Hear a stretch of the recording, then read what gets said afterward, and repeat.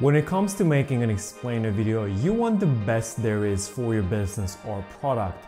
Because you're investing so much time, energy and money into this, you don't just want a video that looks good but doesn't really do anything.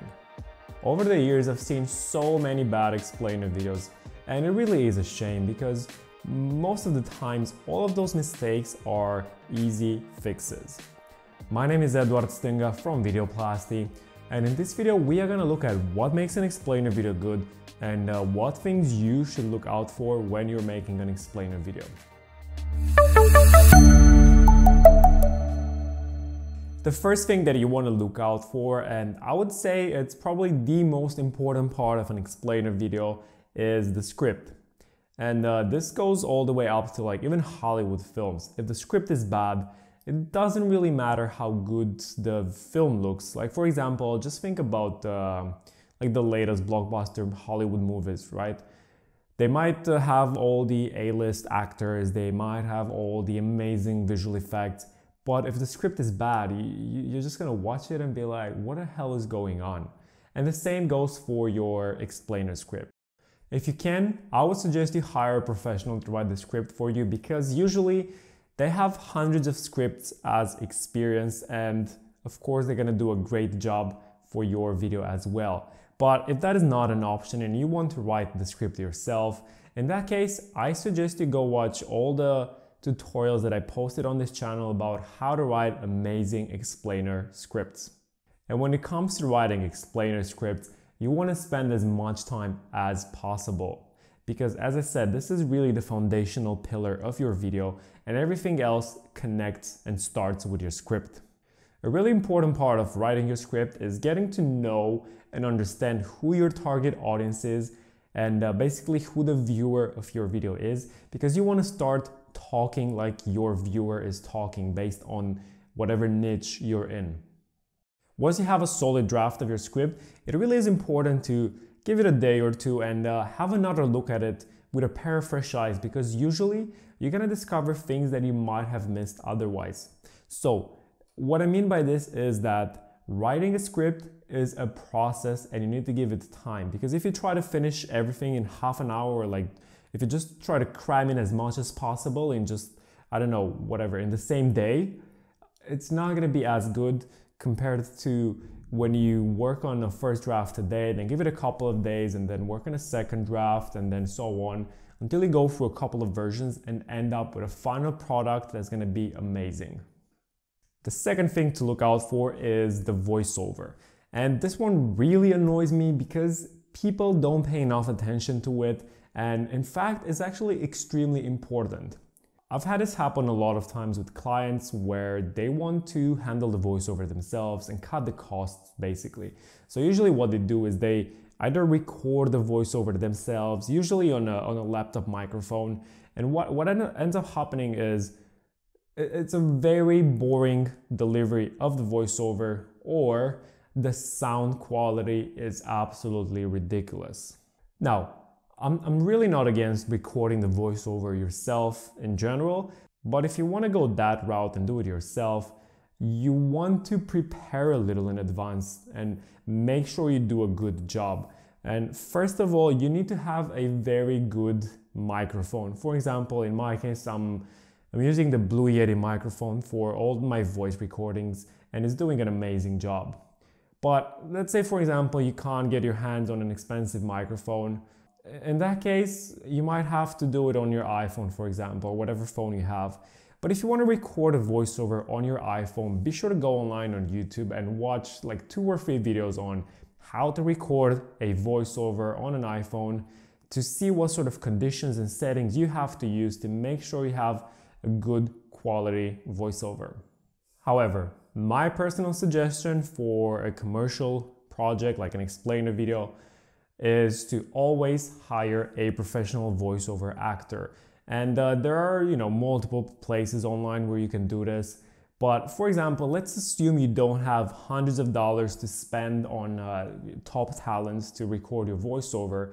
In that case, you can go on a place like Fiverr, where you can usually get a voiceover starting at around $5 to maybe $10 for a minute, all the way up to like I don't know, like $50 to maybe $100 for a minute or 2 minutes, depending on the length of the video, the rating of the voice actor, and so on. But really, if $10 or $20 is really what is stopping you from hiring a professional voice actor who does this for a living, then you, my friend, are in the wrong business. Number 3, music. The music is really important for your explainer video. Now, of course, there are a couple of explainer videos out there, usually not the majority, that have absolutely no music whatsoever. And in certain particular cases that can work, and it can actually work very well. But in most cases, you want to select a music that works with your brand and your message. Because what the music does subconsciously is it communicates emotion as well. So for example, maybe your video is a bit more dramatic and you emphasize the pain points a lot. You want to have some music that goes really well with that. On the other hand, for example, maybe you're producing a bit of a corporate video and you want to have a bit of a corporate feel. So search for some music that sends that sort of emotion across. Another example would be if it's a super exciting explainer video, full of emotion, full of energy, like really upbeat, then you want something that goes along with that. And usually this kind of ties in with what we discussed earlier as well with the voiceover, because those two go hand in hand. Next one on our list is going to be emotions, not facts. And as human beings, that's how we work. We tend to buy things for emotional reasons, not so much for logical reasons. I mean, we might end up rationalizing our purchase later, but we really respond much better to emotions. So for example, whenever the new iPhone comes out, they always say it's 10% faster, 12% slimmer, and the processor is whatever, and the camera has 50 megapixels or whatever. But nowadays, pretty much all phones are exactly the same and do the exact same thing. So my point is, I mean, this is actually the exception that proves the rule, but you know, it's still good enough for you to get a message. You don't buy the iPhone for the amazing camera or for the processor that's like 12% faster, right? The thing is, and Apple does a really good job at this. You buy the phone and the brand, basically, that's how branding works. You buy the phone because of the way it makes you feel. It's that feeling of, I don't know, excitement, of novelty, even of relevance, or even how other people look at you when you get the new phone. You never buy it because it's 12% faster than last year's phone. And the next one is going to be call to action. And this one really bothers me a lot because a lot of people just completely neglect this, either forget it or really just don't put a lot of thought into it. And let's make one thing clear. An explainer video, or usually any sort of video online nowadays, is anywhere between 1 to 2, maybe even 3 minutes. And most of the times, your explainer video is the first point of contact of a viewer with your brand. And I see a lot of people make this mistake. After this short 1, maybe 2-minute video, they go for the hard sale. But the viewer is not really ready to purchase yet. As I said, it's just the first point of contact and they really don't have that big of a connection with you. So it really is a mistake to go for a hard sale at the end, like, hey, scroll below this video and buy now. That really is not gonna work. Instead, what you can do is say, scroll below this video to find out more about whatever product, or click the button below this video to book a demo. Because now, when you're on a demo with them, now you have half an hour to actually go for the sale, and it's gonna be much more effective. Use the right words and phrases. Now, you can find out more about copywriting and how to write explainer scripts by watching some of the videos on my channel. But what I mean by this, and this is super important, it's actually one of the secrets of copywriting. 50% of copywriting is knowing who you are talking to, knowing how they think, what sort of values they have, but most importantly, what sort of words and phrases they use. So for example, say you are selling vegan bars to obviously vegan people. Now, this sort of audience is gonna respond much better to words such as organic, natural ingredients, whole foods, non-GMO, environmentally friendly, no plastic, and the list goes on and on forever. Because when you start talking like your target audience, when they see your video, they're gonna think, oh, this person knows what I need. This person gets me. I should buy from him. Make your video personal, because every time you make a video, you want to make it about the viewer, not about yourself. I see a lot of people make this mistake, even in real life, not just with business videos. They just like to talk about themselves. I, me, us, we, our company does this, we offer this service, blah, blah, blah. But let me tell you a secret. Nobody cares. And that's absolutely normal. When I watch a video, I want to know what's in it for me, what your company can do for me. So of course, to a certain degree, it's normal to, phrase a couple of things like we do this. But if you have to say it like that, make sure you always connect it to the viewer. So for example, you can say, our SEO company has won this and this awards. So that means that you are in safe hands. Make sense? One really important thing when making an explainer video is to try and make it as fun as possible. Of course, this depends on your niche, your company, your brand, and all that kind of stuff. But if you can insert just a tiny bit of a joke in there, preferably a joke that is connected to your niche or audience in some way, just try to get your audience to smile. Because if they smile or laugh while watching your video, that's gonna make you stand out. And if you stand out, they're gonna remember you and your product.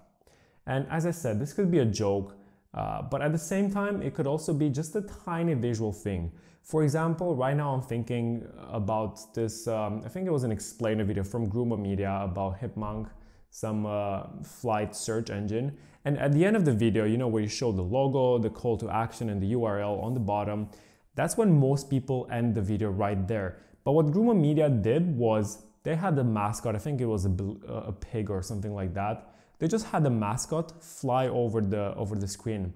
It was just a tiny small thing, but it really put a smile on my face, and I'm sure it did the exact same thing for anyone watching the video. And what that did is it made the video stand out and it made the brand worth remembering. A really strong thing to do in an explainer video is to tell a story. And I don't know the exact reason for this, and I'm sure it has a lot of evolutionary explanations, but for one reason or another, which we're not going to go into this video, humans respond very well to stories. So if you can frame your entire video and make it into a story of this person going from point A to point B, that's going to make it much more relatable for your viewers. And last but not least, credibility.